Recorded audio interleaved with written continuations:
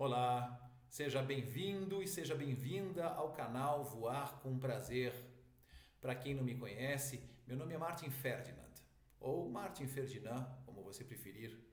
Eu sou piloto comercial de avião e instrutor de voo. Além disso, sou professor em escola de aviação e palestrante. E hoje eu estou aqui para te fazer um convite. Um convite a participar do nosso projeto Voar com Prazer.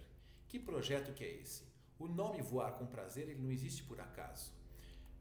Muitas pessoas têm medo ou pavor de viajar de avião. As estatísticas mostram que 40% a 50% se encaixam nessa categoria, medo ou pavor de voar.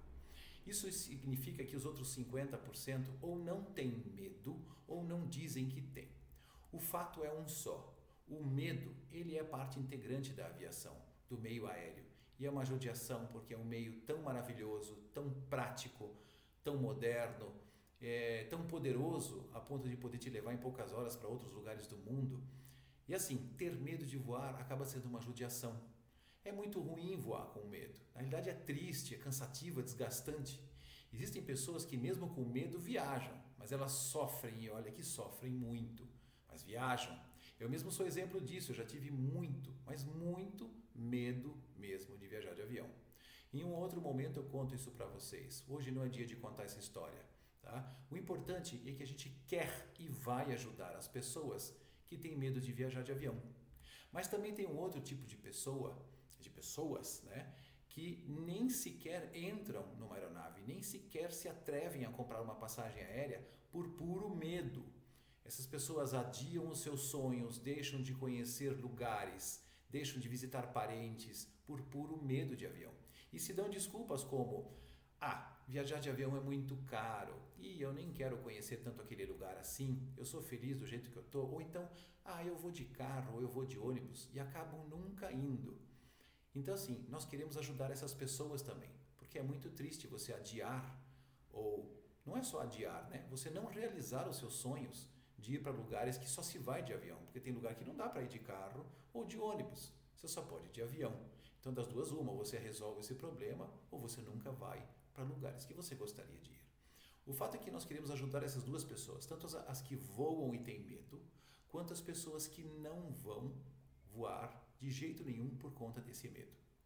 E tudo bem ter medo. O medo ele é importante. Ele é um mecanismo de defesa, principalmente daquilo que a gente não conhece. Quando não temos medo, a gente tende a entrar em situações de risco.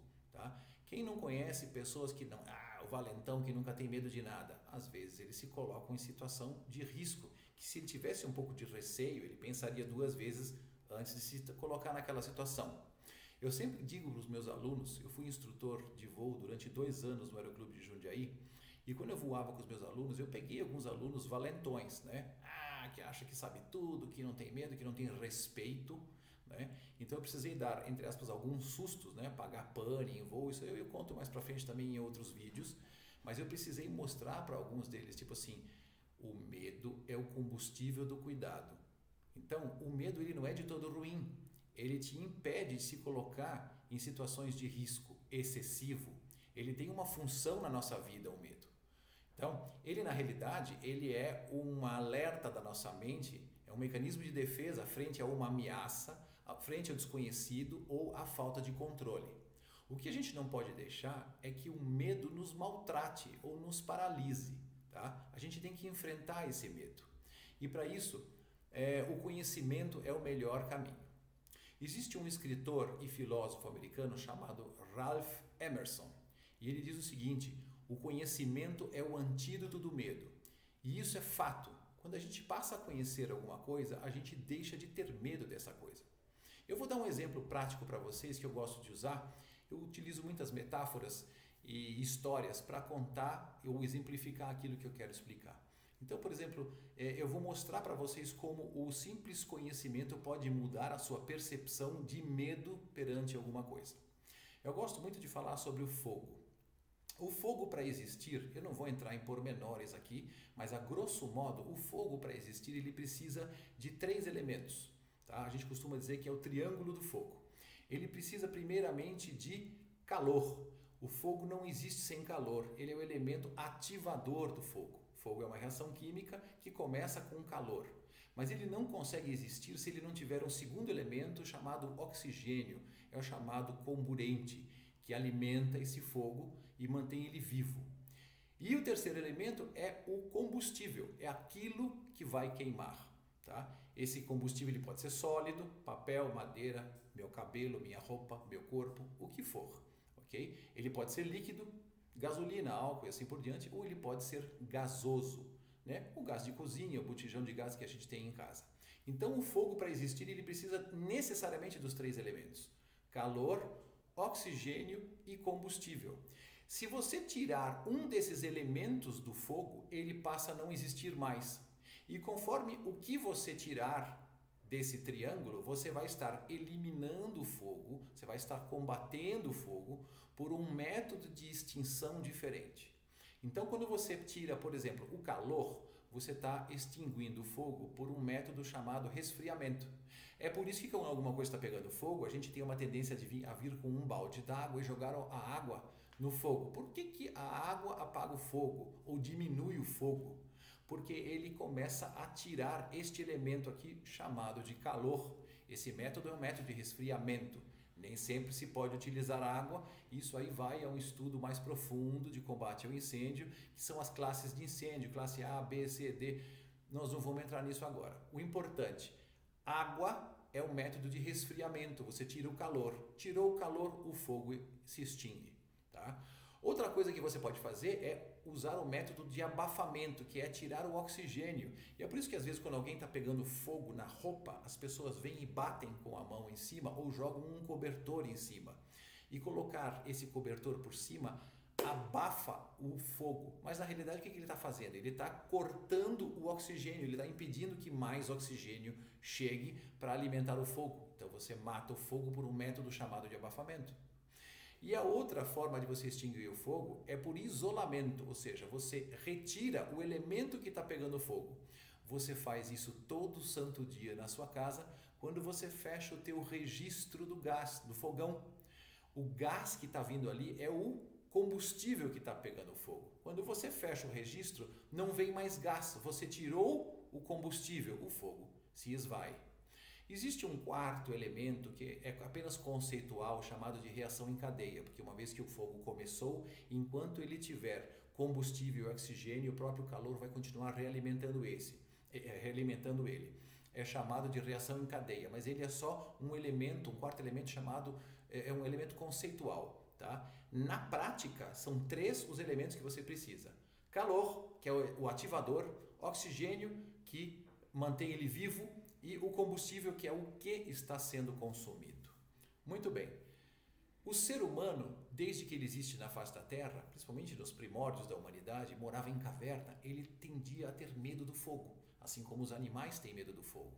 Mas uma vez que o homem estudou essa reação química e entende como ele funciona, no momento em que você sabe o que você tem que fazer, você perde o medo. Você não perde o respeito, mas você perde o medo do fogo e entende como você pode destruí-lo, como você pode eliminá-lo, e borla a melhor estratégia para fazer isso. Muito bem, muitos dos que estão nos assistindo hoje pode ser que já sabiam disso, mas muitos de vocês talvez não soubessem disso. Agora procura olhar para dentro de você mesmo e pensa: se esta informação já não faz com que você olhe o fogo de uma maneira diferente, com menos medo. É claro que dependendo da intensidade do fogo, você não pode chegar perto, porque ele te traz um calor por radiação, você sente aquele calor, você tem que tomar cuidado, etc.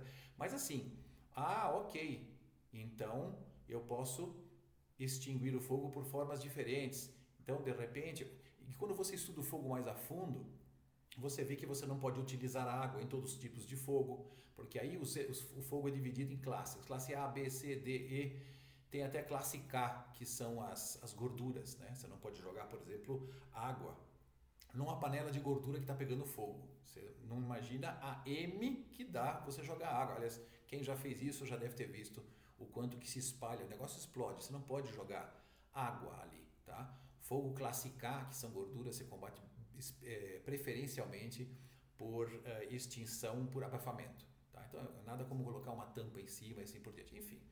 Mas as classes de fogo Você, dependendo da categoria, classe C, por exemplo, que é material elétrico energizado. Se o meu computador pegar fogo aqui agora, eu não posso jogar água nele, porque vai dar um curto-circuito. Então, o que eu tenho que fazer? Eu tenho que primeiro tirar ele da tomada para transformar ele em classe A, que é sólidos, e aí eu posso eventualmente jogar água, fazer o que eu achar por bem. O fato é, quanto mais você conhece sobre um assunto, menos medo você tem desse assunto. Isso é a prova, meus amigos e minhas amigas, que conhecimento é libertador. É só um exemplo simples de conhecimento te tirar o medo, tá? Então pode ser que muitos de vocês que tinham mais medo de fogo ou não sabiam detalhes que eu trouxe agora, opa, que interessante. Então quer dizer, e isso te dá mais confiança para lidar com aquela situação, tá? E esse é o centro da nossa proposta. Essa é a espinha dorsal da nossa filosofia. O conhecimento liberta, tá? A gente entende que quanto mais as pessoas souberem sobre um assunto, menos medo elas têm. Eu gosto de trabalhar muito com metáforas, então vou fazer uma outra metáfora. O nosso projeto, o nosso canal, né, Voar com Prazer, é trazer conhecimento para as pessoas para que elas gradualmente percam o medo de voar. Então eu vou fazer uma comparação muito simples. Eu costumo chamar essa de a metáfora da infecção. O medo é como uma infecção, um processo infeccioso. Eu tenho medo de voar. Eu estou com uma infecção no meu ouvido.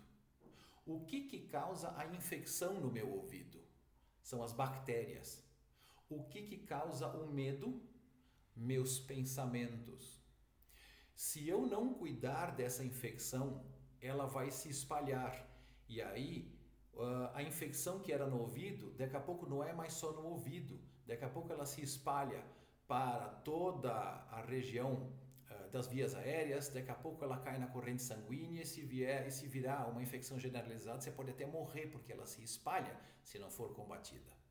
Da mesma forma que o teu medo é a doença, como a infecção, e os pensamentos são suas bactérias, se você não combater esses pensamentos, eles vão se espalhar. Eu vou dar um exemplo muito simples. As pessoas têm muito medo, de uma forma geral, de turbulência. Por quê? Porque eu tenho medo que a turbulência derruba o avião e ele vai cair do céu no chão.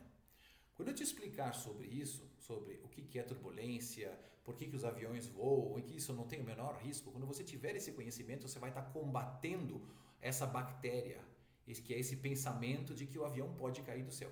Se você não combatê-lo, esse medo vai se amplificar. Daqui a pouco você não vai ter medo só do balanço derrubar o avião para o chão. Daqui a pouco você vai ter medo que a turbulência faz com que... Nossa Senhora, além disso eu tenho medo que a asa quebre, porque ela fica balançando, parece que está batendo asa, vai quebrar aquele negócio. A turbina então vai cair, porque ela balança como se fosse uma folha no vento. E se você não for combatendo esse pensamento, ele vai se espalhando, como a infecção, as bactérias vão se multiplicando. Então o teu medo é a doença, a infecção é a doença. As bactérias são a causa dessa doença, os seus pensamentos errados sobre o que acontece são os causadores dessa doença. Então, o que você faz para combater uma infecção? Você entra com um antibiótico. O antibiótico mata as bactérias. E aqui você entra com o quê? Com conhecimento, com aulas, com ensinamentos do que funciona em cada pensamento. E com esse conhecimento, que é o teu antibiótico, você mata os seus pensamentos, que o antibiótico mata as bactérias. E aí você cura a sua infecção, você cura o seu medo. É uma metáfora muito simples, mas funciona. Eu juro por Deus que funciona. Só que você não consegue adquirir todo esse conhecimento de uma hora para outra, de uma vez por todas. Leva tempo. A aviação tem tantas variáveis, são tantas coisas que interagem juntas, que é impossível explicar num único vídeo, numa única live, numa única aula, tudo que existe. Para vocês terem uma ideia, um piloto, ele estuda basicamente 5 matérias quando ele vai fazer o curso de piloto privado e piloto comercial. Ele estuda conhecimentos gerais de aeronave, então conhece a estrutura da aeronave, os comandos, a parte elétrica, ele estuda mecânica, motor, trem de pouso, todas as partes do avião, blá blá blá blá. Então ele estuda conhecimentos gerais de aeronave. Ele estuda teoria de voo, ele estuda a parte da física, o que faz o avião voar, como ele funciona, estabilidade, uma série de coisas. Então, teoria de voo, que é a parte física. Ele estuda meteorologia. Acredite, todo piloto é quase um meteorólogo, enfim. Alguém que entende de meteorologia. Desculpe, aqui me enrolei, tropecei na minha própria língua. Mas cada piloto, ele conhece muito de meteorologia. Por quê? Porque ele precisa conhecer o meio aonde a sua aeronave vai navegar. Se você vai tirar uma carta, você precisa saber como o seu carro funciona e precisa conhecer as regras de trânsito. E isso ainda a gente vai falar de regra de trânsito na última matéria que chama Regulamento de Tráfego Aéreo. Mas você precisa conhecer o quê? O ambiente no qual você está dirigindo esse carro, ok? Então, o piloto precisa conhecer meteorologia, ele precisa saber que condições ele pode enfrentar, que condições ele não pode enfrentar, o que causa o quê, por quê e assim por diante. Vocês vão aprender sobre tudo isso, vocês vão aprender sobre aeronaves, vocês vão aprender sobre teoria de voo, como o avião funciona, vocês vão aprender sobre meteorologia, porque eu vou passar para vocês esse conhecimento, não só dos pilotos, mas de comissários também, tá? Então ele estuda meteorologia, ele estuda também navegação. O que é navegação? Navegar é ir de A para B. Então, por exemplo, eu moro hoje em Jundiaí, sou paulistano da Gema, mas eu moro em Jundiaí. Se eu quiser ir para Santos, por exemplo, eu pego meu carro, saio de Jundiaí e vou pegar aqui a Anhanguera, e aí eu tenho duas opções, eu seguir pela Anhanguera ou ir pela Bandeirantes até São Paulo. Caio na Marginal, vou pegar Bandeirantes, Imigrantes, descer a serra. Então isso é uma navegação, por onde que eu vou? Eu vou daqui até lá, assim, eu não vou pegar um caminho no sentido interior, Campinas, para depois dar a volta pela Dom Pedro, para depois vir pela Dutra do Rio de Janeiro, para depois, eu não vou a Roma, a menos que eu tenha que fazer um desvio por algum trânsito. Mas navegação é ir de A para B e traçar uma estratégia para isso. Os aviões também precisam, os pilotos também precisam entender de navegação. E lá em cima não tem placa para dizer, olha, para lá é São Paulo, para lá é Campinas, para lá é Santos, para lá é Guarujá, né? A coisa é mais complicada, mas nós vamos falar sobre isso também, nós vamos falar sobre navegação. Como que os pilotos se orientam, nós vamos falar de N coisas. O assunto é vasto. E por fim, eles têm que saber de regulamentos, estudam regulamentos de tráfego aéreo. Se aqui no chão, para dirigir um carro, um caminhão, uma moto, já tem prova do Detran, você tem que estudar as placas, onde você pode entrar à direita, à esquerda, onde é preferencial, o que as faixas significam, o que o farol verde, vermelho, amarelo significa. Se aqui tem um monte de regras, vocês não imaginam o que tem de regras de trânsito, de tráfego aéreo lá em cima. É muito, mas muito mais complicado do que aqui embaixo. Muito mais complicado. Mas nós vamos falar sobre isso também. Só que não dá para falar tudo numa live. Tá? Então nós vamos gradualmente explicando para que vocês entendam as coisas que acontecem. Vamos falar em alguns momentos também de acidentes, nós vamos analisar alguns acidentes, tá? Porque às vezes a gente precisa sim olhar para o que deu errado e perceber o que foi feito para que isso não aconteça mais. Vocês vão ver que as investigações de acidentes aeronáuticos, elas não têm o objetivo de achar um culpado sobre o acidente. Até porque um acidente aeronáutico nunca acontece por um fator isolado. Ele acontece por uma sucessão do que a gente chama de fatores contribuintes.